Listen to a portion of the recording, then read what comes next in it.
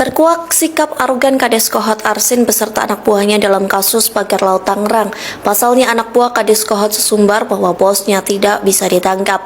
Bahkan mereka berani mempertaruhkan lehernya untuk diiris jika Arsin sampai tertangkap. Hal itu disampaikan oleh penasihat hukum warga korban pagar laut Henry Kusuma yang mendengar pengakuan sekaligus tantangan dari anak buah Arsin saat bertemu beberapa waktu yang lalu. Tak hanya anak buahnya, Arsin pun sesumbar bahwa dirinya tak bisa dipenjara. Arsin mengatakan Presiden pun tak bisa menjebloskan dirinya ke penjara. Oke, assalamualaikum warahmatullahi wabarakatuh. Kembali lagi di Bang Pen TV.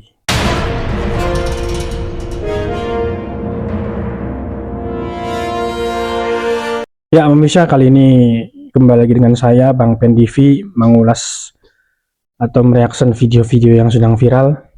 Kali ini kita akan membahas sebuah video masih tentang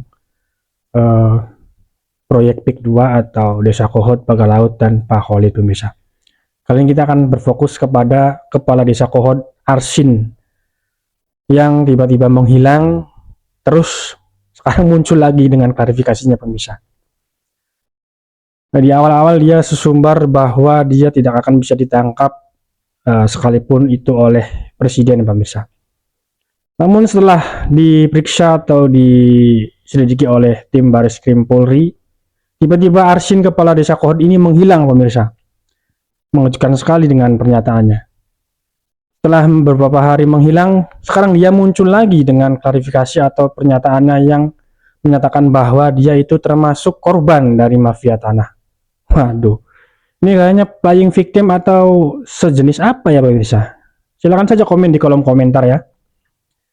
Oke, pemirsa, kita langsung saja tonton videonya sampai habis.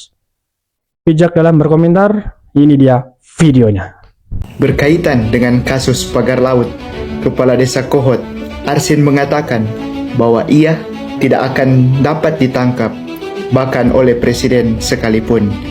Ini menuai sorotan karena begitu menarik untuk kita ikuti perkembangannya. Bahkan para warganya sering mengatakan bahwa dia adalah monster.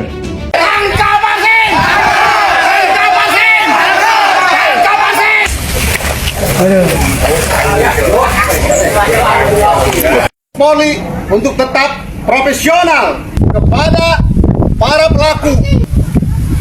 Kami dan tidak ada tempat untuk saudara melarikan diri.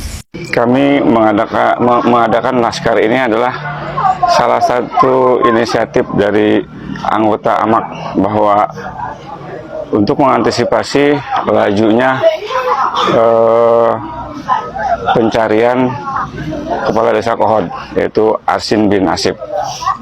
Oleh karena itu kami adakan wadah untuk mencari keberadaan Arsin.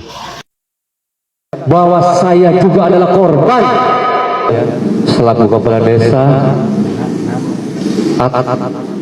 atas kegaduhan yang terjadi di Desa Kohot. Situasi tersebut tidaklah kita harapkan. Oleh karenanya pada kesempatan ini dengan kerendahan hati saya ingin menyampaikan permohonan maaf saya yang terdalam khusus kepada warga Desa Kohot dan serta seluruh warga negara Indonesia yang ikut serta mengamati penginvestasi dari kegaduhan yang ada. Dalam kesempatan ini ingin saya sampaikan bahwa saya juga adalah korban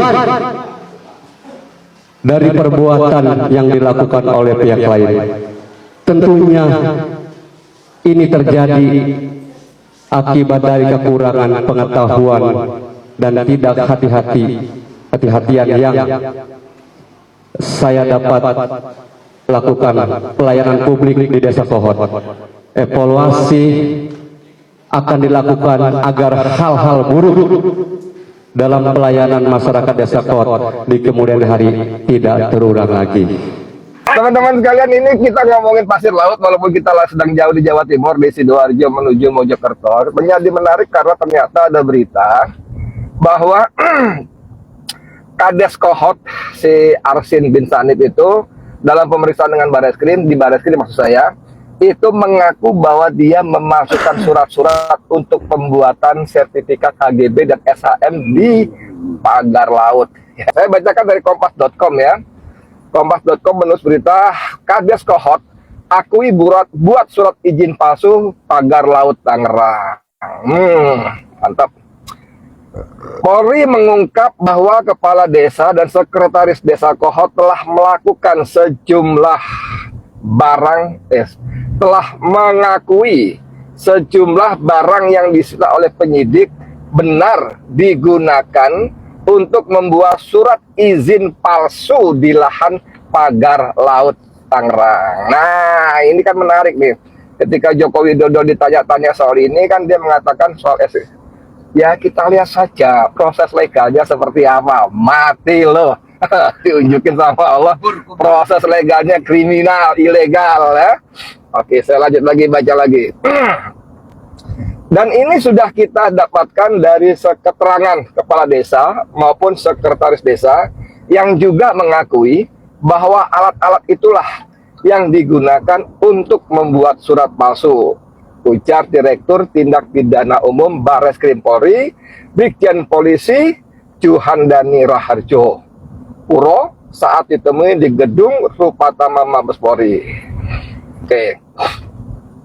Barang-barang yang disita oleh penyidik setelah menggeledah kantor Kelurahan Kohot dan rumah Kepala Desa Kohot, Arsin, antara lain 1 buah printer, 1 unit layar monitor, dan keyboard, serta stempel sekretaris Desa Kohot. Tapi buat kita yang penting adalah bahwa temuan atau pengakuan Kades dan sekretaris Desa Kohot kepada Dirpidum Polri ini harusnya menjadi bahan bagi polisi untuk menindaklanjuti. Artinya apalagi bahwa semua SHM, SHGB yang terbit di perairan utara Kabupaten Tangerang itu, di Laut Utara tadi itu juga tidak sah. Karena proses legalnya diawali dengan pemalsuan dokumen-dokumen yang dibutuhkan untuk penerbitan surat-surat tadi. Nah, pada titik inilah kita juga seperti kata teman kita Ahmad Hosinuddin, walaupun secara kewenangan itu memang kewenangan kantor Kepala Pertanahan Kabupaten Tangerang. Tapi untuk penerbitan sertifikat ratusan bahkan ribuan hektar seperti itu, nggak mungkin mereka tidak berkomunikasi dengan pimpinan. Ini barang sudah terbuka, orang Jerman sudah terang benderang, ini nggak bisa nggak. Pagar laut ini adalah sebuah tindakan kriminal dan ujung-ujungnya akan bertemu dengan Aguan dan Antoni Salim. Ujungnya lagi ada Joko Widodo. Tinggal sekarang bagaimana polisi mengembangkan kasus ini dengan cara mulai memintai keterangan, memanggil Aguan, Antoni Salim, bahkan Joko Widodo untuk dimintai keterangannya agar kasusnya bisa lebih terbuka dengan terang. Dan para penjahatnya, seperti negara kita, negara hukum, akan memperoleh hukuman yang setimpal. Setuju ya teman-teman ya? Oke, walaupun ya, oke lah, walaupun kita tahu bagaimana wujud penegakan hukum di negeri kita. Jangan lupa di negeri kita itu negara hukum, katanya semua orang setara di mata hukum, ya. Tapi tidak sama di mata penegak hukum. Gitu. Oke, pemirsa, berikut kesimpulan pada video kali ini, yaitu belum lama ini Kepala Desa Kohot Arsin sempat dengan lantang sesumbar bahwa dirinya tak akan bisa ditangkap bahkan oleh presiden sekalipun. Waduh, konyol sekali nih. Pernyataan penuh percaya diri itu ia lontarkan di tengah sorotan publik terkait dugaan keterlibatannya dalam skandal mafia tanah yang berkaitan dengan proyek raksasa Big 2, pemirsa. Namun kini situasi terbalik 180 derajat setelah tim Barreskrim Polri melakukan pemeriksaan terhadap kediamannya.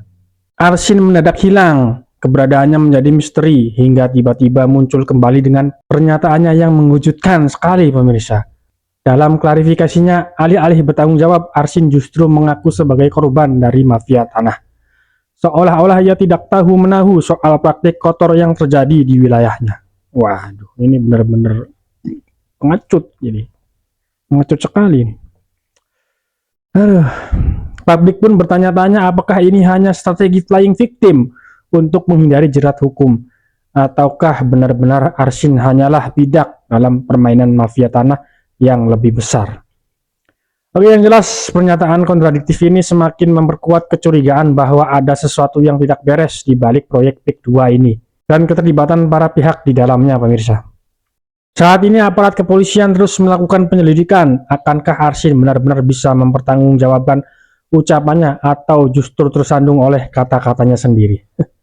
Kita tunggu kelanjutan drama mafia tanah Desa Kohod yang semakin memanas. Aduh, Arsin. Oke pemirsa, sekian saja video pada kali ini. Semoga Arsin bisa ditangkap dan diadili serta dikuak secara terang benderang apakah dia termasuk sebagai mafia tanah di Desa Kohod dalam proyek PIK 2 ini. Oke, jangan lupa like, comment, and subscribe. Terima kasih yang sudah subscribe. Semoga rezeki kalian dilancarkan, disehatkan selalu. Terima kasih dan sampai jumpa.